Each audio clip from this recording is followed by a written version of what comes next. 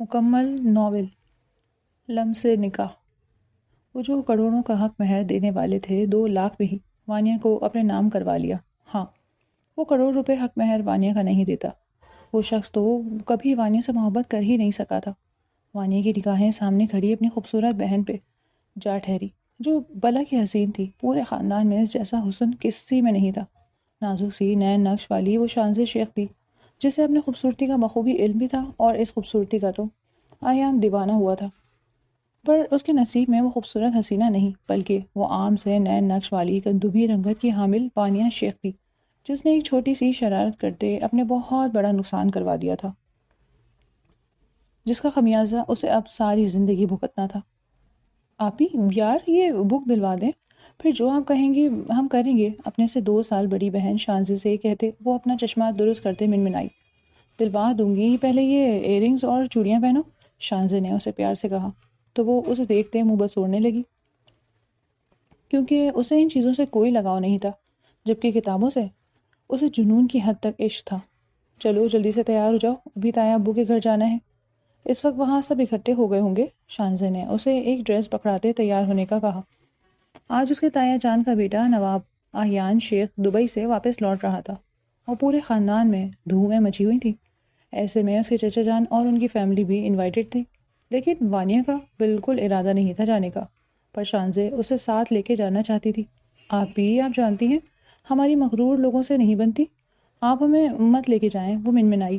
نو وے، ہم جائیں گے مطلب جائیں گے، جلدی تیار ہو۔ وہ موبائل پہ کسی کو میسج کرتی اسے ہدایت بھی دے رہی تھی، جبکہ وانیہ مرے مرے دل سے تیار ہوتی آئینے کے سامنے جا کھڑی ہوئی۔ آئینے میں نظر آتے شانزی کے خوبصورت وجود کو دیکھا، وہ کتنی پیاری اور نازک سی تھی۔ اسے دیکھتے پھر خود کو دیکھا، وہ خود بھی کسی سے کم تو نہ تھی۔ اس کے تیکھے نین نقش اسے بہت خوبصورت بناتے تھے۔ اس کی آنکھوں کا بھورا رنگ اور اس کی لمبی پلکیں اس کی دلکشی میں اضافہ کرتی تھی، پر وہ کلر کمپلیکس کا شکار لڑکی احساس کمتری میں جا رہی تھی۔ چلو یہ لپسٹک لگاؤ، وہ اس کے پاس آتے ہوئے بولی۔ آپ ہی رہنے دیں، یہ ڈارک کلر ہم پہ نہیں سوٹ کرے گا، وہ منمناتے ہوئے بولی۔ ایسے نہیں کہتے وانی، اللہ تعالیٰ ناراض ہو جائیں گے۔ اللہ نے ہر انسان کو خوبصورت بنایا ہے، تو میری آنکھوں سے دیکھو کتنی پیاری ہو یار، وہ اس کے ماتھے پہ لب رکھتے پیار سے بولی۔ شانزی جتنی خود خوبصورت تھی، اسے کہیں زیادہ بڑھ کر اس کا دل پیارا تھا۔ وہ ہمیشہ ہر قدم پہ ہر مقام پہ اپنی بہن کو ساتھ رکھتی تھی۔ شانزی، وانی آ جاؤ بچوں، دیر ہو رہی ہے، بابا از ویٹنگ۔ زمل نے اپنی ساڑی کا پلو ٹھیک کرتے اپنے بیٹیوں کو آواز دی، جبکہ گاڑی کے پاس کھڑے جہانگیر ان کے پاس آتے ان کی کمر کو پہلو سے تھام گئے۔ کیا کر رہے ہیں نواب صاحب، بچیاں آ جائیں گی ابھی۔ زمل بوکھلائی، تو اچھا ہے نا، انہیں بھی پتہ چلے گا کہ ان کے بابا ان کی مما سے کس قدر عشق کرتے ہیں۔ جبکہ زمل ان کی بات پہ شرما کے سر جھکا گئی۔ ان کے پاس آتے شانزی نے کھنکارا بھرا کہ وہ چونکے۔ سوری ٹو ڈسٹرب یو پیارے پیرنٹس، چلیں دیر ہو رہی ہے، شانزی نے معنی خیزی سے کہا، تو وہ مسکراتے ہوئے گاڑی میں بیٹھتے نواب مینشن کی جانب گامزن ہو گئے۔ نواب سرمد جہانگیر کے بڑے بھائی تھے، پہلے دونوں ایک ہی حویلی میں رہتے تھے، نواب حویلی، لیکن وقت گزرنے کے ساتھ ساتھ نواب سرمد نے بہت ترقی کر لی تھی، اور الگ سے اپنے نواب مینشن کا خواب سجاتے وہ نواب مینشن کھڑا بھی کر گئے تھے۔ تایا جان نے صحیح دولت اکٹھی کر لی ہے، شانزی نے اپنی رائے کا اظہار کیا، جبکہ وہ اس وقت نواب مینشن کے اندر داخل ہو رہے تھے، جہاں پر ہر طرف رنگ و بو کا سیلاب آیا ہوا تھا۔ سامنے ہی نواب سرمد شیخ اپنے بیٹے آہیان شیخ کے ہمراہ کھڑے سب سے اس کا تعارف کروا رہے تھے۔ جہانگیر بھی ان کی جانب بڑھے، پارٹی اپنے عروج پہ تھی۔ سب سے ملتے ملاتے وہ ایک ٹیبل کی جانب بڑھ گئے، جبکہ وانیہ کی دیوانہ وار نظریں آہیان شیخ کی جانب ہی اٹھ رہی تھی، جو آج کی محفل کا شہزادہ تھا، پر لطف کھانے سے لطف اندوز ہوتے اب وہ گھر کی جانب واپس گامزن تھے۔ زندگی کی صبح شام ایسے ہی گزرنے لگی، جب ایک دن وانیہ شانزی کے پاس آئی۔ شانزی نے نیا موبائل اور نئی سم لی تھی، تو وانیہ کے موبائل خراب ہونے پہ اس نے اپنا نیا موبائل پرانا موبائل وانیہ کو دے دیا، اور سم بھی نکالنا ضروری نہ سمجھا، کیونکہ نئے موبائل میں نیو سم انسرٹ کروا چکی تھی، کہ ایک دن شانزی کے نمبر پہ ان نون نمبر سے میسج آیا۔ کیسی ہیں شانزی؟ جی آپ کون؟ وانیہ نے ماتھے پہ بل ڈالے پوچھا۔ آپ کا تایا سر کزن آہیان، فوراً سے جواب آیا تو وانیہ کا دل زوروں سے دھڑکنے لگا۔ آپ کو ہمارا نمبر کہاں سے ملا؟ وانیہ نے میسج کیا۔ یہ سوال اتنا ضروری نہیں، بلکہ سوال یہ بنتا تھا میں نے آپ کو میسج کیوں کیا؟ اس کی بات پہ وانیہ کے رونگٹے کھڑے ہوئے۔ بتا دیں کیوں کیا؟ اس نے کانپتے ہاتھوں سے میسج کیا۔ آپ اچھی لگی ہیں مجھے، فرسٹ ٹائم آپ کو دیکھا تو تب سے آپ کو ہی سوچ رہا ہوں، یقین نہیں آتا پاکستان میں بھی اتنی خوبصورتی ہے۔ اس کے میسج کو پڑھتے وانیہ کی آنکھوں میں آنسو بھر آئے۔ چلیں آپ کو پتہ لگ گیا اب تو اچھی بات ہے۔ وہ روکھے انداز میں میسج ٹائپ کر گئی۔ ارے کیا آپ ناراض ہو رہی ہیں؟ ہمارے بیچ ایسا کوئی تعلق نہیں کہ ہم آپ سے ناراض ہوں۔ وانیہ نے غصے سے ٹائپ کیا۔ تو پھر بنا لیتے ہیں، فرینڈ شپ کریں گی؟ آگے سے آئی آفر کو پڑھتے وہ سخت دل برداشتہ ہوئی۔ ہمیں کوئی انٹرسٹ نہیں، اللہ حافظ۔ وہ غصے سے موبائل کو ایک طرف رکھتے اپنا چشمہ درست کر دی، آنکھوں سے آنسو پوچھنے لگی۔ آہیان کو بھی خوبصورتی نے ہی اٹریکٹ کیا تھا، لیکن کیا شانزے کے ساتھ کھڑی وانیہ اس کو دکھائی نہیں دی؟ دل ہی دل میں اس نے آہیان سے شکوہ کیا۔ دوبارہ میسج نہیں آیا، جبکہ وہ غیر ارادی ہی اس کے میسج کا ویٹ کر رہی تھی۔ دوسرے دن شام کو پھر میسج آیا۔ کیسی ہیں؟ آپ باز نہیں آتے میسج کرنے سے؟ وانیہ نے غصے سے لکھا۔ اچھا لگتا ہے آپ سے باتیں کرنا، کبھی آؤں گا آپ کے گھر تو آمنے سامنے بیٹھ کے باتیں کریں گے، شاید یوں آپ مجھے جان جائیں اور میں آپ کو۔ اچھا پھر کیا ہوگا؟ کیونکہ ہم آپ کو اچھی طرح جانتے ہیں، آپ تایا جان کے بیٹے ہیں اور باہر ملک سے آئے ہیں، اس کے علاوہ بھی بہت کچھ ہے جاننے کے لیے ڈیئر۔ جھٹ سے جواب آیا۔ ہمیں کوئی شوق نہیں، وانیہ نے اترا کے کہا، لیکن مجھے تو ہے، خود کو آپ کے سامنے عیاں کرنے کا۔ ایک اندیکھی ڈور تھی جو دونوں کے بیچ بنتی چلی گئی۔ وانیہ شانزے بنتے احیان سے دوستی کر چکی تھی اور یہ بات کسی کو نہیں پتہ تھی، پر یہ راز کھلا ایک دن سب کو پتہ چلا جب احیان کا رشتہ شانزے کے لیے آیا اور شانزے نے انکار کر دیا۔ اس وقت احیان آپے سے باہر ہو گیا۔ اسے یقین نہ آیا شانزے اسے چیٹ کر سکتی ہے۔ آپ کی بیٹی نے مجھ سے موبائل پہ رابطہ رکھا، مجھ سے پیار محبت عشق کی باتیں کی، آج میں باعزت طریقے سے اسے اپنانا چاہتا ہوں تو یہ انکار کر رہی ہے، کیوں کر رہی ہو ایسا؟ اسے چاہتے بولا۔ بابا یہ جھوٹ بول رہا ہے، میں نے کوئی وعدہ نہیں کیا، بلکہ مجھے تو پتہ بھی نہیں کون سے میسیجز کی بات کر رہے ہیں آپ۔ شانزے کو بھی غصہ آنے لگا۔ وہ یونی میں ایک لڑکے کو پسند کرتی تھی اور شادی بھی اس سے کرنے کا ارادہ رکھتی تھی، پر وہ لڑکا ان کے ہم پلہ نہیں تھا، اسی لیے ابھی تک شانزے کی ہمت نہیں ہوئی تھی باپ سے بات کرنے کی۔ یہ دیکھیں، یہ رہے میسج۔ اس نے اپنا موبائل سامنے کیا۔ شانزے کے چہرے پہ ایک رنگ آ رہا تھا، ایک جا رہا تھا۔ اس نے رخ پھیر کے اپنے دل عزیز بہن وانیہ کو دیکھا۔ اس پل وانیہ کا جی چاہا زمین پھٹے اور وہ اس میں سما جائے۔ بولو، کہہ دو، یہ تم نے نہیں کیے؟ آہیان غصے سے چلایا۔ شانزے نے ضبط کے عالم میں اپنے لب بھینچے۔ اسے اپنی بہن سے اس قدر گرے ہوئے عمل کی توقع نہیں تھی۔ نہیں کیے میں نے یہ میسیجز۔ شانزے کی آنکھیں بھیگ گئیں۔ اب وہ اپنی بہن کو سامنے کرنے والی تھی جس نے یہ سب کیا، اور یہ ضروری تھا، ورنہ سب نے اسے احیان کے ساتھ نکاح پہ مجبور کر دینا تھا۔ کس نے کیے ہیں؟ جہانگیر کی سخت گیر آواز پہ شانزے بھی لرزتے ہوئے باپ کو دیکھنے لگی۔ دوسری طرف زمل بھی سب سمجھ گئی تھی کہ یہ سب کس نے کیا ہے۔ بابا یہ میسیجز؟ شانزے کی لرزتی آواز سنائی دی، اور جب اس نے رخ پلٹ کے وانیہ کی جانب دیکھا تو سب کو سمجھ آ گیا کہ اصل قصوروار کون ہے۔ وانیہ سر جھکائے سختی سے اپنی آنکھیں میچی ہوئی تھی۔ آیان کو لگا اس پہ ساتوں آسمان آ گرے ہوں۔ 2 ماہ سے ایک لڑکی اسے بیوقوف بناتی رہی اور اسے پتہ ہی نہ چلا۔ جہانگیر صاحب بیٹی کی جانب بڑھے۔ وانیہ ڈر کے 2 قدم پیچھے ہٹی۔ کیوں کیا وانیہ آپ نے یہ؟ وہ دکھ اور کرب سے بولے۔ بابا، وہ کچھ بولنا چاہ رہی تھی لیکن الفاظ اس کا ساتھ نہیں دے رہے تھے۔ وانی جواب دے، وہ سخت انداز اپنائے بولی۔ آئی ایم سوری بابا۔ وہ اور کچھ نہ کہہ پائی۔ جہانگیر صاحب کا ہاتھ اٹھا جیسے سرمد شیخ نے فوراً تھام لیا۔ کیا ہو گیا جہانگیر؟ بچے ہیں، بچوں سے خطائیں ہو جاتی ہیں، ہم بڑے ہیں، ہمیں معاف کرنا آنا چاہیے۔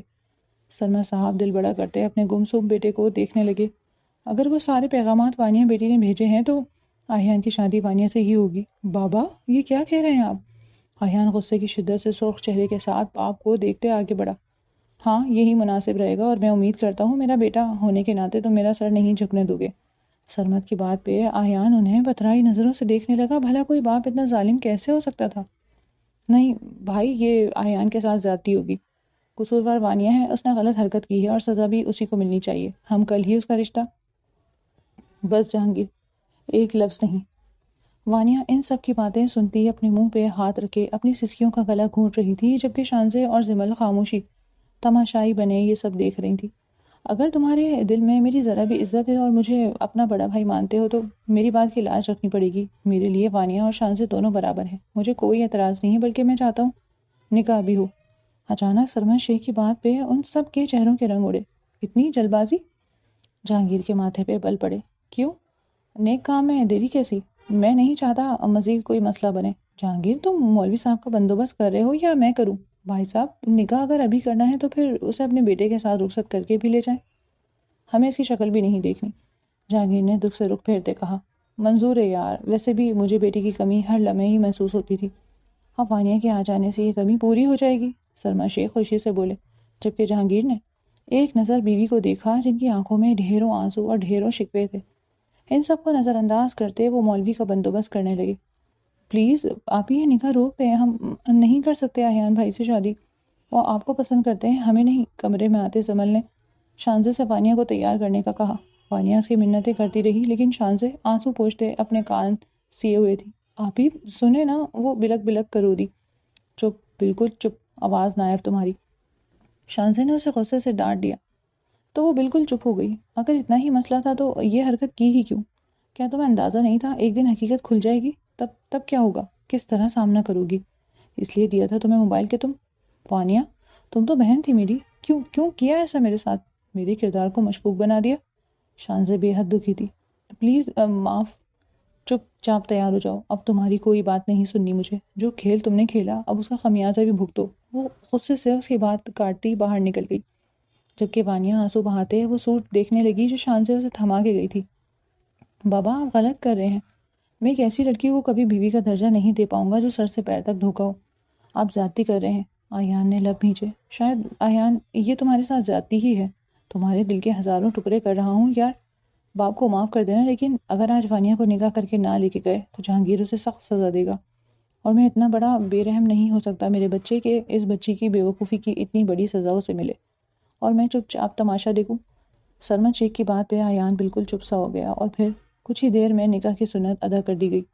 وانیہ روئے جا رہی تھی، لیکن کسی نے بھی اسے تھوڑا سا دلاسا بھی دینا ضروری نہ سمجھا۔ جہانگیر، بیٹی کو دعاؤں میں رخصت کرو۔ سرمن شیخ کی بات پہ جہانگیر نے آگے بڑھ کے وانیہ کے سر پہ شفقت بھرا ہاتھ رکھا تو وانیہ اٹھتے ہوئے باپ کے سینے سے جا لگی۔ ہمیں معاف جائیں۔ وہ اپنا رخ پھیر گئے۔ زمل نے بھی آگے بڑھ کے سینے سے لگاتے ایک طرف ہو گئی، وہ بھی ناراض تھی، جبکہ شانزے دل کے ہاتھوں مجبور ہوتی اسے بلاخر گلے سے لگا گئی۔ وانیہ پھوٹ پھوٹ کے رو دی اور دعاؤں تلے رخصت ہوتے وہ شیخ حویلی کو چھوڑتی شیخ مینشن آہیان اور شیخ سرمت اپنے تایا کے ساتھ روانہ ہو گئی۔ جہانگیر تھکے ہارے انداز میں صوفے پہ ڈھیر سے گئے۔ شانزے خاموشی سے اپنے کمرے کی جانب بڑھ گئی۔ ابھی وہ ماں اور باپ کو اکیلا چھوڑنا چاہتی تھی، دونوں ہی ایک دوسرے کے دکھ سکھ کے ساتھی تھے، ایک دوسرے کے ہوتے انہیں کسی تیسرے کی ضرورت قطعی نہ تھی۔ آج سب ختم ہو گیا سمل، وہ دکھی ہوتے بولے۔ دل بڑا کر لیں تو سب ٹھیک ہو جائے گا، نہ جانے کون سی کمی رہ گئی تربیت میں جو وانیہ نے اتنا بڑا قدم بات ادھوری چھوڑ گئے۔ شاید میری تربیت میں ہی کوئی کمی تھی جہانگیر۔ وہ دونوں ہی دکھی تھے، لیکن دل ہی دل میں اپنی بیٹی کے اچھے نصیبوں کے لیے دعا گو تھے۔ بہت ہی خاموشی سے اسے آیان کے کمرے میں پہنچا دیا گیا۔ وہ تو شانزے کا رشتہ لینے گئے تھے اور وانیہ کو بھی آگے لے آئے۔ آیان بہت بری طرح اپسیٹ تھا۔ بیٹا، تھوڑا وقت دیں اس رشتے کو، سب ٹھیک ہو جائے گا، میں کل رات کے ولیمے کے تمام انتظامات کروا لوں گا تاکہ سب کو پتہ چل جائے۔ آہیان اب شادی شدہ ہو گیا ہے، انہوں نے محبت سے مسکرا کے کہا، لیکن آہیان مسکرا بھی نہ سکا۔ کمرے میں داخل ہوا تو وہ اس کے بستر پہ بیٹھی آنسو بہا رہی تھی۔ آہیان دروازے کو لاک لگاتے دانت پہ دانت جمائے اس کے قریب آیا۔ اس کی آنکھوں میں نظر کا چشمہ لگا ہوا تھا۔ سر جھکائے وہ آہیان کی موجودگی کو محسوس کرتی مزید ہچکیوں سے رونے لگی۔ اٹھو بستر سے، وہ سرد لہجے میں بولا تو وہ گھبرا کے اسے دیکھنے لگی۔ اونچا سنتی ہو؟ اب کی بار لہجہ زیادہ نفرت و حقارت لیے ہوئے تھا۔ وانیہ فوراً اٹھی 2 قدم دور جا کھڑی ہوئی، سہمی نظروں سے آیان کو دیکھا۔ تمہیں شرم نہیں آئی؟ اتنا بڑا دھوکہ دیتے؟ وہ اپنی بیٹ پہ ہاتھ پھرتا اپنے اندر کے اشتعال کو روکنا چاہ رہا تھا، لیکن وہ بڑھتا ہی چلا جا رہا تھا۔ ایک بار بھی احساس نہیں ہوا کہ کسی کے سچے جذبات کا مذاق بنا رہی ہو تم؟ اب کی بار وہ غصے سے دھاڑا کہ بے اختیار وانیہ کی چیخ نکل گئی۔ چپ، بالکل چپ، آواز نہ آئے، اور اگر تمہاری آواز کمرے سے باہر نکلی تو آئے سوئر بہت برا حال کروں گا تمہارا۔ اس کے قریب ہوتا غصے سے سرد لہجے میں غرایا۔ وانیہ نے سہمے ہوئے اس بات میں سر ہلایا۔ وہ بستر پہ بیٹھتا گہرے سانس بھرتا اسے سر سے پیر تک دیکھنے لگا۔ کتنوں کے ساتھ چکر چلا چکی ہو؟ اس کے الفاظ پہ وانیہ صحیح معنوں میں اب بوکھلائی، بے یقینی سے ایان کو دیکھا۔ صرف موبائل پہ رہی یا اکیلے میں ملاقاتیں بھی کی ہیں؟ اس کے ذہن میں مجھے تیر دل کے پار ہوتے محسوس کرتی وہ کانپنے لگی۔ پاگل ہو گئے ہیں آپ؟ ہم کسی سے بدتمیزی نہیں چلے گی۔ اس کے جبڑے کو غصے سے تھامے غرایا وانیہ نے اپنی آنکھیں اس کی آنکھوں میں گاڑی۔ مانا کہ ایک بہت بڑی غلطی کے مرتکب ہوئے ہیں ہم، لیکن آپ ہمارے کردار پہ انگلی اٹھائیں یہ ہم برداشت نہیں کریں گے۔ وہ بھی بنا ڈرے بولی۔ اچھا کیا کر لو گی تم؟ وہ مذاق اڑاتے بولا۔ ذرا سا پیچھے ہٹا۔ بولو تمہیں کیا لگا احیان کو بیوقوف بنا کے اسے نکاح کر کے اسے حاصل کر لو گی؟ ایک دم سے اس کی ٹون پہ اپنے آپ پچھلی بات پہ واپس چلی گئی۔ تم صرف میرے نکاح میں آئی ہو، میرے دل میں نہیں۔ میرے دل میں صرف شان سے ہے، سمجھی تم؟ وہ اسے پیچھے کی جانب پیش کرتے نفرت سے بولا۔ جانتے ہیں ہم نے کبھی شان سے آپی کی جگہ لینے کی کوشش کی بھی نہیں، لیکن آپ سے نکاح کی وجہ بھی شان سے آپی ہیں۔ اگر ان کی زندگی میں کوئی اور نہ ہوتا تو ہم کبھی آپ سے نکاح نہ کرتے۔ اچانک اس کی اتنی بڑی بات سنتے ایان زلزلوں کی زد میں آیا۔ جھوٹ بکواس کر رہی ہو تم۔ اس کے چہرے کو دھواں دھواں ہوتے دیکھ وانیہ کے چہرے کو مسکان نے چھوا۔ اب آپ ساری زندگی اسی دکھ میں جیے؟ جس سے محبت کرتے تھے وہ کسی اور کی اسیر نکلی، اور جس سے نفرت کے قابل بھی نہیں سمجھتے اسے اپنے نکاح میں لینا پڑا۔ سزا آپ کی بھی، سزا ہماری بھی۔ وہ آنکھوں سے آنسو پوچھتے باتھ روم کی جانب بڑھ گئی، جبکہ ایان بالکل ہی چپ ہو کے رہ گیا۔ باتھ روم میں جاتے وہ پھوٹ پھوٹ کے رو دی۔ وہ روم میں آئی تو کمرے کی لائٹس آف تھی۔ اسے کہیں سے کوئی ڈریس بھی نہیں ملا تھا کہ وہ چینج کر لیتی۔ خاموشی سے وہیں ایک طرف صوفے پہ ٹک گئی۔ پتہ نہیں اللہ نے ہمارے اور کتنے امتحان لینے ہیں۔ وہ وہیں صوفے کے ہینڈل سے سر ٹکاتے آنکھیں مون گئی۔ کچھ ہی دیر ہوئی تھی کہ اسے یوں لگا کوئی باتیں کر رہا ہے۔ پہلے تو اسے وہم لگا، لیکن جب باتوں کی آواز اونچی ہوئی تو وہ ایک دم اٹھ کے بیٹھی۔ آواز بے دھیان دیا تو سامنے سوئے ایان پہ نگاہ جا ٹھہری۔ وہ نیند میں باتیں کر رہا تھا، لیکن کیا بول رہا تھا وانیہ کو سمجھ نہیں آ رہی تھی۔ ذرا سا جھکتی اپنے کان اس کے لبوں کے پاس لے گئی کہ سن سکے وہ کیا بول رہا ہے، پر وہ جو کچھ بھی بول رہا تھا وانیہ کے پلے کچھ نہیں پڑ رہا تھا۔ وہ کوئی اور ہی زبان میں بول رہا تھا۔ وانیہ پیچھے ہٹنے لگی کہ ایک دم سے ایان نے اس کی کلائی کو جکڑا، وہ بھی اتنا سختی سے کہ وانیہ کو لگا اس کی کلائی ٹوٹ جائے گی۔ Help me. وہ پسینے میں شرابور تھا، اور اب کی بار جو اس نے بولا وانیہ نے سہمے ہوئے سے دیکھا۔ وہ خود کو چھڑاتے پیچھے ہٹنے کی ناکام کوشش کر رہی تھی، کیونکہ ایان کی گرفت سخت سے سخت تر ہوتی جا رہی تھی۔ اگلے ہی لمحے اس نے وانیہ کو کھینچا تو وہ اس کے سینے پہ جا گری۔ وہ گہرے سانس بھر رہا تھا، جبکہ اس کے دل کی دھڑکن اتنی تیز سے دھڑک رہی تھی کہ وانیہ کو اپنا دل اس کے ساتھ دھڑکتا محسوس ہوا۔ وہ آنکھیں میچے اسے تکیے پہ گراتے اس کی گردن میں منہ چھپاتے وہاں اپنے دانت کاٹ گیا۔ وانیہ کی بے اختیار سے اس کی نکلی۔ اس نے بہت بری طرح سے جکڑا ہوا تھا کہ وہ اپنی جگہ سے ہل بھی نہیں پا رہی تھی، اور اگلے لمحے اس نے جو کیا وانیہ کے تو 14 طبق روشن ہو گئے۔ اسے ہر پردے سے آزاد کرتا، وہ خود بھی اس کی پوزیشن میں آتا، اس کے اندر سماتے اس کا سانس روک گیا۔ چھوڑو ہمیں پاگل جنگلی انسان۔ وہ اسے زور زور سے سینے پہ مکے برساتی دور ہٹانے کی کوشش کر رہی تھی، لیکن وہ اپنے حواس میں ہوتا تو پیچھے ہٹتا۔ نہ جانے اس کے اندر کون سی طاقت آ سمائی تھی کہ وہ وانیہ کو سنبھالنے کا موقع دیے بنا اس کی روح میں شامل ہوتا چلا گیا۔ درد بھری سسکیاں پورے کمرے میں گونج رہی تھی، پر وہ بے رحم اپنی شدتوں سے اسے نڈھال کر چکا تھا۔ اپنے دل کا ارمان پورا کرتا وہ ایک دم لہرا کے اس کے اوپر ہی گرا۔ ہوش و حواس سے بیگانہ ہو گیا۔ وانیہ کو اپنا سانس بند ہوتا محسوس ہوا۔ اس نے ایان کو پیچھے سرکانا چاہا، لیکن وہ ایک انچ بھی نہ ہل سکی، اور اگلے ہی لمحے خود بھی ہوش و حواس کھوتی چلی گئی۔ ڈاکٹر صاحب میری امی اب کیسی ہیں؟ روحان نے بے چینی سے پوچھا۔ دیکھیں ہم ہر ممکن کوشش کر رہے ہیں کہ انہیں بچا لیں، لیکن ان کا B P out of control ہو رہا ہے۔ آپ آپریشن میں مزید دیری نہ کریں، ورنہ ان کی جان کو مزید خطرہ لاحق ہو سکتا ہے۔ ڈاکٹر اپنی کہتے جا چکے تھے، جبکہ روحان گہرا سانس خارج کرتے وہیں ایک طرف بیٹھ گیا۔ اتنے پیسوں کا بندوبست کہاں سے کرے؟ اسے سمجھ نہیں آ رہا تھا۔ روحان اگر تم اس لڑکی کے ساتھ 1 نائٹ اسپینڈ کرو تو میں تمہیں تمہاری ضرورت کی رقم دے دوں گی۔ اچانک سے اس کے کانوں میں باز گشت ہوئی۔ اس کا ضمیر نہیں مان رہا تھا، لیکن اسے اپنی ماں کے علاج کے لیے پیسوں کی ضرورت تھی، اور اس کے پاس اتنے وسائل نہیں تھے کہ وہ ماں کا علاج کروا سکتا۔ مجبوراً اسے یہی ایک آپشن بہتر لگا، اور اس نے کال ملائی۔ اتنی رات گئے، تمہیں میری یاد کیسے آ گئی؟ وہ نیند سے جاگی۔ میں آپ کی بات ماننے کو تیار ہوں، مجھے 10 لاکھ کی اشد ضرورت ہے، ابھی اسی وقت۔ وہ بنا کسی لگی لپٹے کے بولتا دوسری جانب موجود ہستی کو پوری طرح جگا گیا۔ Are you sure? مطلب مکر تو نہیں جاؤ گے؟ وہ یقین دہانی کر رہی تھی۔ نہیں آپ پلیز ابھی ٹرانسفر کر دیں، میری امی کا آپریشن رکا ہوا ہے۔ وہ جیسے اب ہمت ہار رہا تھا۔ ٹھیک ہے ابھی تو میں 5 لاکھ بھیجتی ہوں، ہاسپٹل کا ایڈریس بھیجو، باقی کے 5 لاکھ کام ہو جانے کے بعد۔ وہ بھی تیز ترار تھی۔ ٹھیک ہے، روحان نے کال کاٹتے ہاسپٹل کا ایڈریس فارورڈ کیا۔ یاد رہے 1 نائٹ ود ہر۔ مجھے پکچرز بھی چاہیے۔ اس عورت کے اگلے میسج کو پڑھتے وہ اپنی آنکھیں سختی سے میچ گیا۔ اپنی ماں کے خاطر وہ ایک بہت بڑا غلط کام اٹھانے جا رہا تھا، ایک لڑکی کو جیتے جی مارنے والا تھا کہ وہ نہ زندہ میں رہتی نہ مردہ میں۔ صبح وانیہ کی آنکھ کھلی تو ایان الٹا لیٹا تکیے میں منہ چھپائے ہوئے تھا۔ وانیہ کو یکدم اس سے خوف محسوس ہوا۔ رات کو یوں لگا جیسے وہ خود نہیں، اس کے اندر کوئی بھوت آ گیا ہو، اور ابھی وہ سوئے ہوئے کتنا معصوم لگ رہا تھا۔ وانیہ نے اٹھنا چاہا لیکن اس کا جوڑ جوڑ دکھ رہا تھا۔ بمشکل اٹھتی وہ واش روم کا رخ کرتی شاور لینے لگی۔ گرم پانی سے شاور لیتی وہ باہر نکلی تو ایان بھی اٹھ چکا تھا، اور اس کا وہ حال تھا جیسے اسے وانیہ کے وجود سے کوئی لینا دینا ہی نہ ہو۔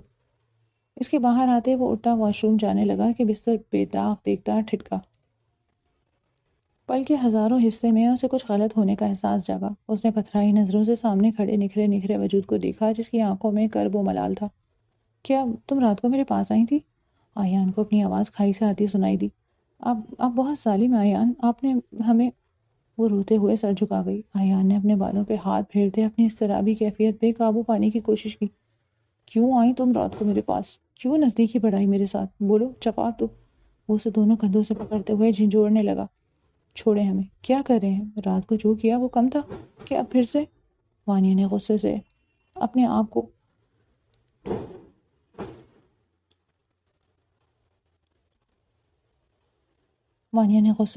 کو چھڑایا۔ تمہاری اپنی غلطی ہے، آئندہ میرے قریب آنے کی کوشش بھی مت کرنا، تم دور رہنا مجھ سے۔ وہ غصے سے کہتا ہوا باتھ روم کی جانب بڑھتا، دروازہ زور سے بند کر گیا۔ وانیہ کو آج پہلی بار اس شخص سے نفرت سی ہوئی تھی۔ کیا بات ہے جہانگیر، کچھ اپسیٹ لگ رہے ہیں؟ ناشتے کی ٹیبل پر زمل نے جہانگیر کا ہاتھ تھامے ہوئے پوچھا، جبکہ شانزیں آج جلدی یونیورسٹی جا چکی تھی کیونکہ اسے آج کچھ ضروری نوٹس کا کام کرنا تھا، اور وہ کہہ کے گئی تھی کہ وہ شام کو لیٹ ہو جائے گی۔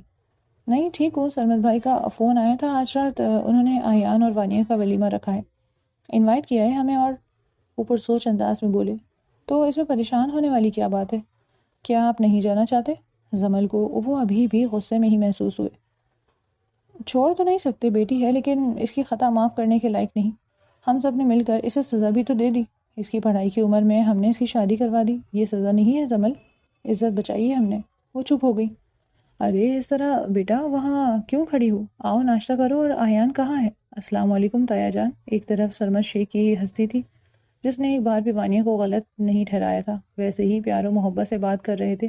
تایا جان وہ آ رہے ہیں۔ ڈائننگ ٹیبل کی ایک چیئر گھسیٹ کر بیٹھتے ہوئے وانیہ نے سر جھکائے ہوئے کہا۔ بیٹا طبیعت ٹھیک ہے آپ کی؟ ایان سختی سے تو نہیں پیش آیا۔ میں نے اسے سمجھایا تھا، اب بھی تھوڑا وقت دینا، سب کچھ ٹھیک ہو جائے گا۔ سرمد صاحب نے بہت پیار سے وانیہ کو سمجھایا اور اس کے آگے بریڈ انڈا رکھا۔ آپ کے لیے ناشتہ بنوایا ہے، اگر تو پسند ہے تو ٹھیک، نہیں تو خان سامہ کو کہہ دیں جو آپ کو پسند ہے وہ بنا دے گا۔ نہیں تایا جان یہ ٹھیک ہے، ہم یہ کھا لیں گے، وانیہ نے سر جھکائے ہوئے جواب دیا۔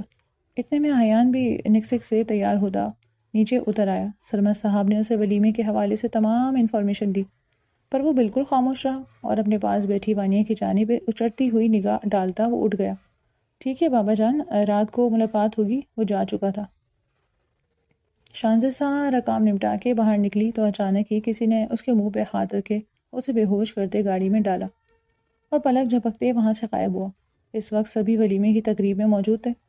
کچھ دیر پہلے ہی جہانگیر اور زمل پہنچے تھے وانیہ اور ایان سے ملتے۔ وہ اسٹیج سے نیچے اتر آئے۔ یار شانزیں نے کافی دیر کر دی، کال کریں اسے، کہاں رہ گئی ہے؟ اب اتنی رات گئے کون سا پروجیکٹ ہو رہا ہے؟ بتائیں اسے کہ بہن کا ولیمہ ہے، پہنچے جلدی۔ وہ اپنے موبائل کو دیکھتے پریشانی سے بولے۔ دن کو میسج آیا تھا، کہہ رہی تھی دیر ہو جائے گی، پروجیکٹ بہت اہم ہے، سارے سالوں کی محنت ہے اس کی۔ میسج چھوڑ دیا تھا، ابھی سین نہیں کیا۔ وہ تفصیلات جواب دیتی اب وانیہ کی جانب دیکھ رہی تھی جس کے چہرے پہ ایک الگ ہی روپ آیا ہوا تھا۔ دل ہی دل میں اس کا صدقہ اتارا، جبکہ دوسری بیٹی اس وقت کس حال میں تھی یہ تو وہ جانتے ہی نہیں تھے۔ شانزی کی آنکھ کھلی تو اس نے خود کو نرم و ملائم بستر پہ پایا، اپنے سامنے ہی کھڑے روحان کو دیکھتی وہ یکدم اٹھ بیٹھی۔ روحان تم یہاں؟ یہ کون سی جگہ ہے؟ وہ سر تھامے بمشکل بولی، جبکہ اس وقت روحان کی ایک ایک منٹ کی آواز ریکارڈ ہوتی مقابل تک جا رہی تھی اور دور ہی سے ان پہ نظر رکھی گئی تھی۔ روحان نے آنکھیں میچے گہرا سانس خارج کرتے اپنی شرٹ کے بٹن کھولنے لگا۔ اس کی یہ حرکت دیکھتے شانزی کے رونگٹے کھڑے ہوئے۔ وہ تو اس سے بہت پیار کرتی تھی، لیکن وہ اس کے ساتھ کیا کرنے جا رہا تھا؟ شانزی فوراً اٹھ بیٹھی۔ روحان کیا کر رہے ہو؟ وہی جو تم سوچ رہی ہو، روحان بنا پلک جھپکے بولا، جبکہ اب وہ رکنے والا نہیں تھا۔ قریب نہیں آنا روحان، ہمارے بیچ کوئی ایسا تعلق نہیں کہ تم میرے پاس آؤ۔ شانزی رو دی۔ اس کے آنسو روحان کے دل پہ گرے تھے، لیکن اس وقت اسے یہ سب نہیں دکھتا تھا۔ اگر وہ یہ دیکھتا تو اپنے وعدے سے مکر جاتا، اور وہ ایسا نہیں کر سکتا تھا۔ روحان نے ایک دم سے شانزی کے کمر میں ہاتھ ڈالے خود سے قریب کیا۔ Please Rohan, please don't do this, بہت اعتبار کرتی ہوں تم پہ، بہت بہت چاہتی ہوں تمہیں، مت روندو میرے وجود کو، ہماری محبت کو۔ وہ سسک اٹھی، جبکہ مقابل کھڑا وہ اس کی قمیض کو الٹ گیا اور اپنے ساتھ ایسا لگایا کہ ہر باہر موجود دو نفوس کی نگاہ اس پہ نہ پڑے۔ بے اختیار شانزی نے سانس روکے اسے دیکھا۔ وہ آج ہر حد پار کرنے والا تھا، مطلب آج روحان اس کی محبت کو اس کے لیے سزا بنانے والا تھا۔ اس کے لبوں کے قریب ہوا کہ شانزی کا ہاتھ اٹھا، اس کے گال پہ پڑا۔ وہ پھر بھی سپاٹ انداز میں اسے دیکھتا رہا۔ شانزی نے روتے ہوئے بے دریغ تھپڑ اس کے گال اور سینے پہ مارے، لیکن وہ ٹس سے مس نہ ہوا۔ وہ سسکتے ہوئے خالی خالی نظروں سے دیکھ رہی تھی کہ اگلی ہی پل روحان نے اسے بیڈ پہ دھکا دیا۔ وہ سہم کے پیچھے ہوتی اسے دیکھنے لگی۔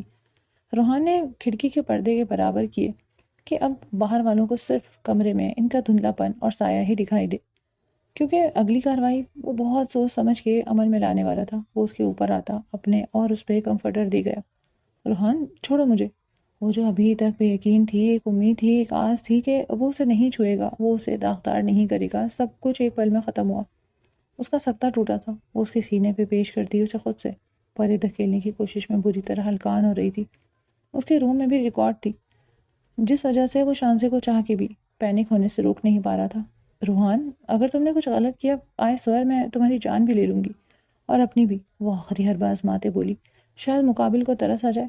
منظور ہے، لیکن آج میں نہیں رک سکتا۔ وہ اس کی گردن پہ جھکتا اپنی آنکھیں بند کیے وہاں پہ اپنا لمس چھوڑ گیا۔ شانزی کو لگا سانپ بچھو نے اسے ڈنگ مارا ہو۔ روحان، میں مر جاؤں گی، وہ اکھڑی سانسوں سے ٹوٹے لفظوں میں بولی۔ روحان اس کی حالت دیکھتا ایک دم پریشان ہوا۔ وہ سانس نہیں لے پا رہی تھی، ایک بے یقینی کی سی کیفیت تھی اس کے چہرے پہ، درد رقم تھا، آنسو آنکھوں سے گرتے تکیے میں جذب ہوتے جا رہے تھے۔ روحان خود پہ ضبط کرتا، اس کے دونوں ہاتھ اپنے ایک ہاتھ سے قابو کیے بیڈ گراؤنڈ سے لگاتا، اس کی کمر میں ہاتھ ڈالے، اسے ذرا سا اوپر کرتے اس کی ٹانگوں کو وائٹ کر گیا۔ شانزی نے سسکتے ہوئے اپنی آنکھیں بند کر لی۔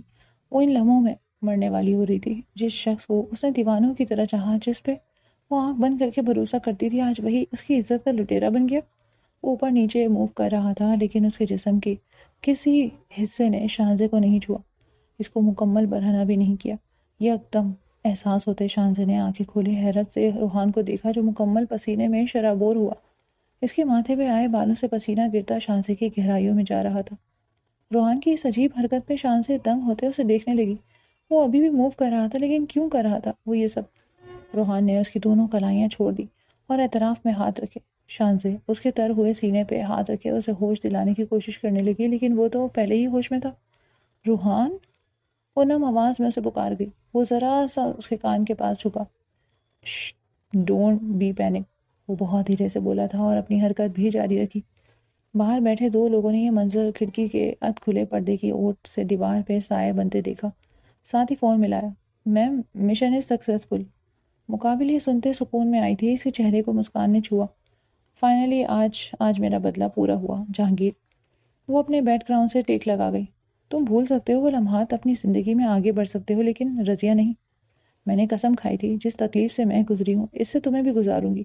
اب ہوگی تمہاری میری ملاقات، اور جب عزت کی دھجیاں اڑیں گی تب اس دن تمہارا چہرہ دیکھنے کے لائق ہوگا۔ وہ دل ہی دل میں مسرور ہو رہی تھی۔ اس عورت کے دل و دماغ میں کیا چل رہا تھا کوئی نہیں جانتا تھا سوائے اللہ کے۔ اب دیکھنا یہ تھا کہ اس کی سازش کس حد تک کامیاب ہوتی ہے۔ روحان کو جب یقین ہو گیا وہ جا چکے ہیں تو ایک دم پیچھے ہوتے تکیے پہ سر گرا گیا۔ آج روحان کو پتہ چلا تھا کہ حرام کیسے اپنی طرف کھینچتا ہے۔ خود پہ ضبط کرنا کتنا مشکل ہوتا ہے جب سامنے من پسند عورت ہو اور رات کی تنہائی اور سب کچھ کر گزرنے کی چاہ، پھر بھی آپ اسے نہ چھو۔ یہ ہر کوئی نہیں کر سکتا۔ آج اس کی جنگ نفس کے ساتھ تھی جس میں وہ جیت گیا تھا۔ شانزے نے اسے ایک طرف گرتے دیکھا تو پیچھے ہوتی اٹھ بیٹھی۔ اسے روحان کے کسی عمل کی کچھ سمجھ نہیں لگ رہی تھی۔ آخر اس کے دماغ میں چل کیا رہا تھا؟ ہاں، اس سے پہلے کہ وہ کچھ بولتی، روحان نے اس کے لبوں پہ اپنے ہاتھ کے اشارے سے بولنے سے منع کیا۔ کمفرٹر ہٹاتا وہ اس کی قمیض اس کی طرف بڑھاتے بنا اس کی جانب دیکھے اپنی سینڈو پہننے لگا۔ ٹیبل کے نیچے لگی چپ کو نکالتے وہ اپنے لب بھینچ گیا۔ اگلے ہی پل اس نے وہ چپ توڑ دی، کیونکہ اب اس کا کام پورا ہو گیا تھا۔ وہ اپنی قمیض پہنتے بستر سے نیچے اترنے لگی کہ روحان نے آگے بڑھ کے اسے کھڑا کرتے اپنے سینے سے لگایا۔ دو آنسو ٹوٹ کے شانزے کے بالوں میں جذب ہوئے۔ آئی ایم سوری، وہ صرف اتنا ہی کہہ سکا اور اسے باتھ روم میں لاتا کھڑا کیا۔ اپنا حلیہ درست کر لو تو میں گھر چھوڑاؤں، وہ سپاٹ انداز میں کہتا باہر جانے لگا کہ شانزے نے اسے واپس اپنی جانب موڑا۔ یہ سب کیا تھا روحان؟ تم جانتے ہو تم نے کیا کیا ہے آج؟ جب تک تم مجھے اس سب کی وضاحت نہیں دیتے میں کہیں نہیں جاؤں گی، وہ قطعی انداز میں دکھ اور غصے کی کیفیت میں بولی۔ سب بتا دوں گا وقت آنے پہ، بس اپنا بھروسہ مت توڑنا۔ تمہیں میں بیوقوف لگتی ہوں؟ اتنا سب کچھ ہو جانے کے بعد بھی تم پہ بھروسہ کروں گی؟ کبھی نہیں۔ تم میری محبت یا نفرت کے بھی قابل نہیں تھے اور میں نے تم پہ سچی جذبے لٹائے۔ جی چاہتا ہے اپنے ہاتھوں سے اپنا گلا گھونٹ دوں، وہ روتے ہوئے چلائی۔ میں نے تمہارا اعتبار توڑا ہوتا تو اس وقت تمہاری زبان یوں چل رہی ہوتی؟ روحان کی بات پہ وہ اسے ایک دم چونک کے دیکھنے لگی۔ کیا تمہارا مان توڑا ہے یا تمہیں روندا؟ چھوا بھی نہیں تمہیں، سوائے یہاں کے۔ اس کی گردن کے ایک طرف بنے نشان پہ انگوٹھا مسلتے وہ دانت پہ دانت جمائے بولا، چاہتا تو سب کچھ کر سکتا تھا، تم مجھے چاہ کے بھی نہیں روک سکتی تھی، پر نہیں کیا، کچھ بھی غلط نہیں کیا۔ وہ اس کے قریب ہوتا بولے جا رہا تھا، آواز بہت ہی دھیمی تھی۔ بتاؤ مجھے کیا تھا یہ سب؟ وقت آنے پہ بتا دوں گا، ابھی دیر ہو رہی ہے، جلدی چلو، وہ کہتا نظریں پھیرتا باہر نکل گیا۔ اور پھر کچھ دیر بعد وہ اسے گھر کے بیک کے خفیہ دروازے سے نکلتا اپنی بائک پہ بٹھاتا وہاں سے چھلاوے کی طرح نکلا۔ اسے اس کے گھر چھوڑا، لیکن ساتھ اس کے والد کو بھی فون پہ بتا دیا۔ جہانگیر صاحب کے لب بھیجے ایک گہرا سانس خارج کیا۔ کتنی اضطرابی کیفیت میں یہ وقت گزرا تھا یہ صرف وہی جانتے تھے۔ جیسے ہی وہ ہاسپٹل پہنچا ساتھ ہی موبائل پہ آتی کال ریسیو کی۔ باقی کی رقم بھی اس کے اکاؤنٹ میں سینڈ کر دی گئی تھی۔ روحان نے اب سارے ڈیوز کلیئر کرنے تھے، لیکن اس سے پہلے اسے ایک خاص ہستی سے ملنا تھا جس کے ساتھ کے بنا وہ کچھ نہیں کر سکتا تھا۔ ولیمے کی تقریب اختتام کو پہنچی۔ وہ وانیہ سے مل کے گھر آ گئے تھے۔ جہانگیر صاحب کا رخ اسٹڈی روم کی جانب تھا، جبکہ زمل ایک نظر شانزے کو دیکھتے اس کے روم میں گئی تھی، کیونکہ وہ طبیعت خرابی کا بولتی گھر ہی رکی تھی، ولیمے کی تقریب میں شامل نہیں ہوئی تھی۔ اس کے روم میں گئیں تو وہ سوتی ہوئی ملی۔ خاموشی سے واپس پلٹ گئیں، جبکہ وہ صرف آنکھیں میچے لیٹی تھی، اور اب پھر سسکنے لگی۔ آپ روم میں نہیں آئیں گے؟ جہانگیر صاحب کو اسٹڈی روم کی جانب بڑھتا دیکھ وہ پوچھ بیٹھی۔ کچھ کام ہے ہمیں، آپ جا کے سو جائیں۔ وہ بنا زمل کی جانب دیکھے اسٹڈی روم میں چلے گئے، جہاں آلریڈی وہ شخص موجود تھا جس سے ملنا ناگزیر ہو گیا۔ آہیان بستر پہ بیک گراؤنڈ کے ساتھ ٹیک لگاتا بیٹھا کہ دور صوفے پہ بیٹھی وانیہ اسے سہم کے دیکھ رہی تھی، جس نے کل نیند میں اس سے اپنا حق لیا تھا اور صبح ہوتے ہی سب بھول گیا۔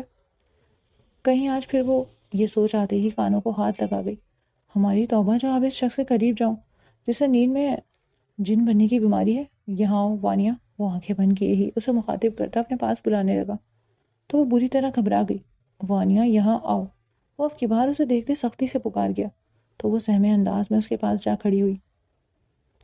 آیان نے اسے کھینچ کے اپنی گود میں بٹھایا تو وہ بری طرح کانپنے لگی۔ جسٹ ریلیکس، وہ اسے پیار سے بولا تو وانیہ نے حیرت سے اسے دیکھا۔ میں کچھ پوچھوں گا، مجھے سب سچ سچ بتانا، وہ اس کی کمر پہ انگلیوں سے اوپر سے نیچے تک ٹریسنگ کرتے بول رہا تھا۔ ابھی اس کا انداز نارمل تھا۔ وانیہ نے اس بات میں سر ہلاتے اسے سہمی نگاہوں سے دیکھا۔ کیا رات کو نیند میں نے تمہارے ساتھ کچھ برا کیا؟ مطلب اسے احساس تھا۔ وانیہ نے حیرانی سے اسے دیکھا۔ آپ کو یاد نہیں؟ وانیہ بے اختیار پوچھنے لگی۔ نہیں، اس کی غزالی آنکھوں میں یکٹک دیکھتا وہ اس کا چشمہ اتار کے ایک طرف رکھ گیا۔ آپ نے اپنا حق، وہ بات مکمل نہیں کر پائی، سر جھکا لیا۔ تمہیں تکلیف دی؟ اس کا احساس نہیں مجھے وانیہ، کیونکہ میں شعور میں نہیں تھا اور میری اس بیماری کا کسی کو علم نہیں۔ مجھے رات کو بھول گیا تھا کہ تم اپنے قریب آنے سے منع کر دیتا۔ اگر تم قریب نہ آتی تو رات کو جو ہوا وہ نہ ہوتا۔ کیسی بیماری؟ وہ تو اس کی بیماری کے نام پہ ہی اٹک گئی۔ ریم سلیپ بیہیویئر ڈس آرڈر۔ میں اس بیماری کا شکار ہوں، بابا نہیں جانتے، اینڈ پلیز انہیں مت بتانا۔ لیکن ایسا کیوں ہے؟ آپ علاج کروا رہا ہوں یار، میڈیسن بھی لے رہا ہوں اور کافی حد تک سکون میں بھی آ گیا تھا۔ دبئی میں تو اچھا خاصا علاج کروایا، سیشنز لیے پر پاکستان آ کے پھر سے وہیں واپس پہنچ گیا جہاں سے پہلا اسٹیپ لیا تھا۔ مجھے کچھ فیل نہیں ہوا جو میں نے رات کو تمہارے ساتھ کیا، لیکن صبح بستر دیکھا تو اپنی حیوانیت پہ شرمندہ ہوا۔ ایان دل سے اس کی جانب دیکھتے معافی مانگنے کی کوشش کر رہا تھا۔ ایان آپ کا کیا قصور؟ آپ کو تو کچھ یاد نہیں؟ وہ نم لہجے میں بولی۔ لیکن مجھے اس بات کا احساس ہے کہ میں نے تمہارے ساتھ غلط کیا ہے، ہو سکے تو معاف کر دینا، اور جب میں سو رہا ہوں اور تمہیں لگے کچھ الگ سا بیہیو کر رہا ہوں تو مجھ سے دور ہو جانا۔ وہ اسے آج پیار سے نرم لہجے میں رسان سے سمجھا رہا تھا، اور پھر اسے سائڈ پہ بٹھاتے خود اٹھ کے بیٹھا۔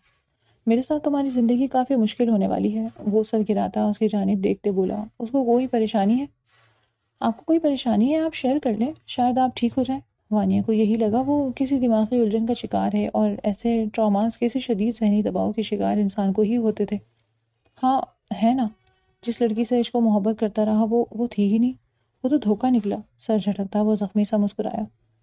میں اس سب کے لیے آپ سے صرف معافی ہی مانگ سکتی ہوں ایان، اس سے زیادہ شاید کچھ نہ کر سکوں، وہ نم لہجے میں بولی۔ تو کر چکی ہو وانیہ، وہ اس کی بات کو اچک گیا۔ رات کو تم نے میرا جنونی روپ سہا، میری شدتوں کو سہا، تب جب میں ہوش و حواس کھو چکا تھا، کچھ بھی کر سکتا تھا، خود کو بھی نقصان پہنچا سکتا تھا، لیکن تو میرے جنون کی نظر ہو گئی۔ اس تکلیف کا ازارہ کیسے کروں گا میں؟ وہ اس کا ہاتھ تھامے بولا۔ ایان مجھے آپ سے کوئی شکایت نہیں، آپ بس نارمل رہیں۔ وہ اپنے آنسو پوچھتے اس بکھرے انسان کو سمیٹنے کی کوشش کر رہی تھی، جبکہ اب وہ دراز سے نکالتا اپنی میڈیسن لے رہا تھا جو اس نے چھوڑ دی تھی، پر اب اسے دوبارہ سے اس کی ضرورت پڑ رہی تھی۔ وہ نہیں چاہتا تھا کہ پھر سے وہ وانیہ کو کوئی تکلیف پہنچائے۔ وہ اٹھتا اب باتھ روم کا رخ کر گیا، شاور لیتے باہر آیا تو صوفے پہ لیٹا پایا۔ اپنے بالوں کو خشک کرتا وہ وانیہ کو باہوں میں بھرے بستر پہ لایا۔ ایان میں وہی ٹھیک؟ وہ گھبرائی تھی۔ کچھ نہیں کرتا، ڈونٹ وری، میرا دل و دماغ دونوں ریلیکس ہیں، میڈیسن لی ہیں، کچھ نہیں ہوگا۔ وہ اسے تکیے پہ لٹاتا خود بھی ساتھ لٹا۔ وانیہ نے سہمے ہوئے اسے دیکھا، جس پہ ایان کے چہرے کو مسکان نے چھوا، اس کے جانب کروٹ لیتے اس کی کمر میں ہاتھ ڈالے اپنے قریب کیا۔ رات کو جو بھی ہوا اس کا تو مجھے کچھ فیل ہی نہیں ہوا، کیا آج اجازت دوگی تمہارے وجود سے خود کو سکون پہنچا سکوں؟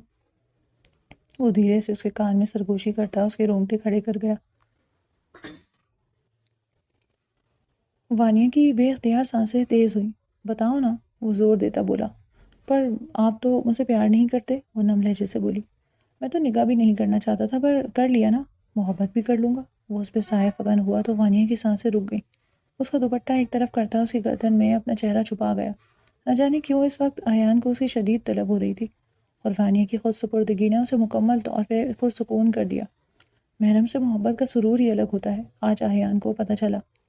وہ دندناتی ہوئی نواب حویلی داخل ہوئی تھی، اس کو یوں دھڑلے سے آتا دیکھ زمل نے دانت پہ دانت جمائے۔ 20 سال بعد اسے دیکھا۔ جہانگیر بھی سیڑھیاں اترتے نیچے آ رہے تھے، لیکن ان کے چہرے کا اطمینان قابل دید تھا۔ کیسے ہو نواب صاحب؟ وہ تیکھے انداز میں بولی۔ کیوں آئی ہو یہاں؟ زمل نے آگے ہوتے غصے سے پوچھا۔ بہت غرور ہے نا تمہیں اپنے شوہر پہ، اپنی اولاد پہ؟ آج سارا غرور ملیا میٹ کر دوں گی، وہ زہر خند لہجے میں بولی، جبکہ ریلنگ کے پاس کھڑی شانزے حیرت سے اس عورت کو دیکھنے لگی جو بے انتہا خوبصورت تھی۔ 20 سال پہلے تم نے مجھے دھتکارا کہ میں ایک کرپٹ لڑکی ہوں، آج اپنی بیٹی کو لیے کیا کہو گے، جو رات کے اندھیرے میں اپنا بے شمار وقت کسی نامحرم کی باہوں میں گزار کے آئی ہے؟ رضیہ؟ جہانگیر کی آواز بلند ہوئی۔ شانزے کا پورا جسم لرزنے لگا تھا۔ اپنی زبان کو قابو میں رکھو ورنہ گدی سے کھینچ لیں گے۔ پہلے بیٹی کو تو سنبھالو۔ یہ لو۔ اس عورت نے اپنے بیگ سے تصویریں نکالے جہانگیر کے منہ پہ اچھالی، جن میں شانزے کسی غیر لڑکے کے ساتھ ایک بستر میں تھی۔ شانزے ہچکیوں سے روتے بری طرح لرز رہی تھی، سب طرف ایک دل چیر دینے والی خاموشی چھا گئی۔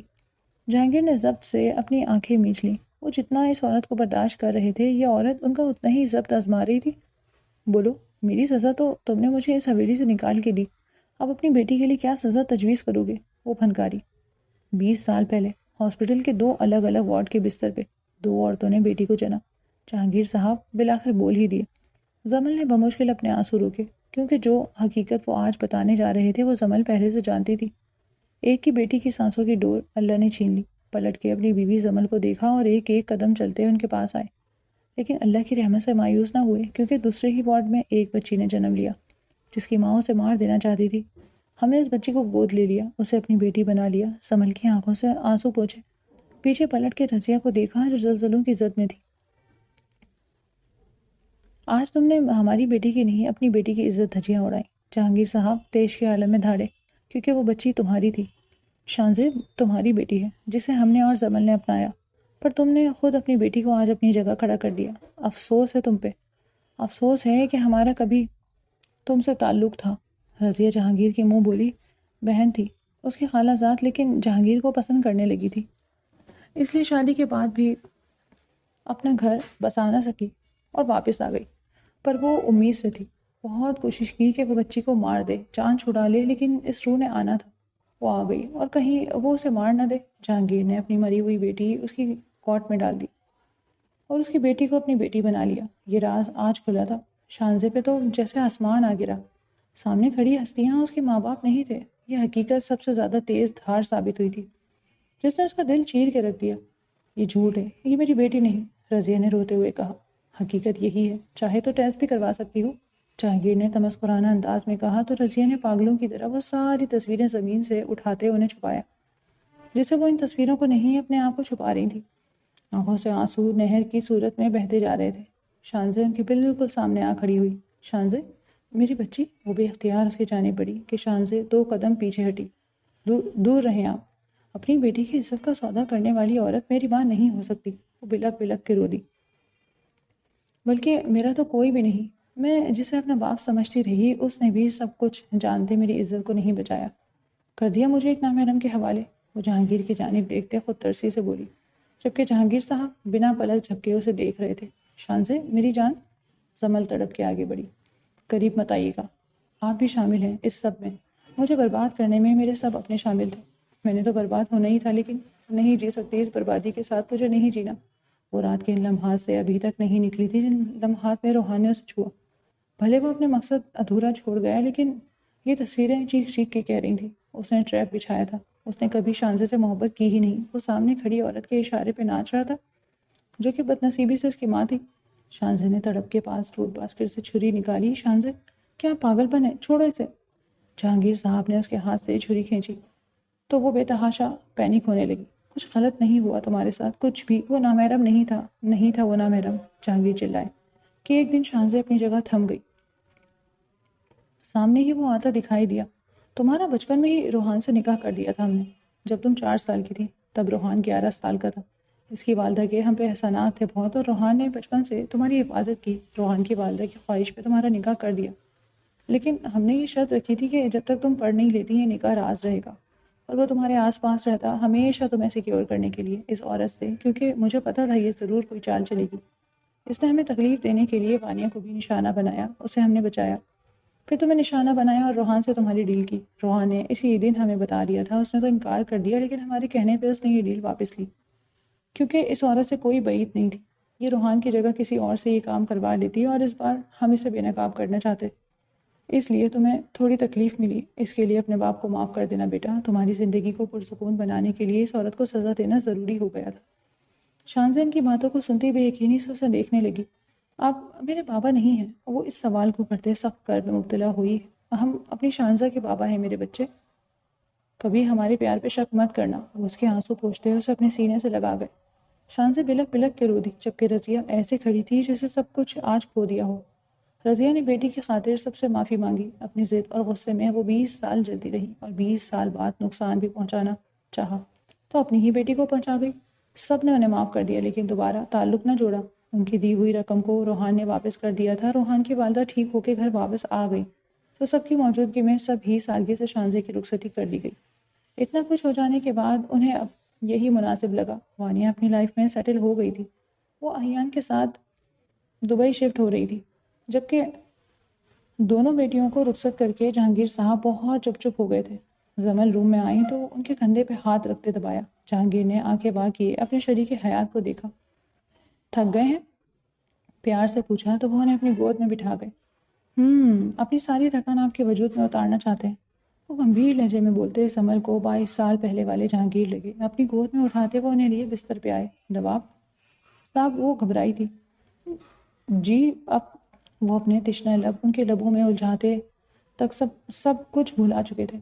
شانزے کا ہاتھ تھامے وہ اسے روم میں لاتے روم کے وسط میں چھوڑ کے سامنے ایک چیئر پہ جا بیٹھا اور گہری نگاہوں سے اسے سر سے پیر تک دیکھنے لگا۔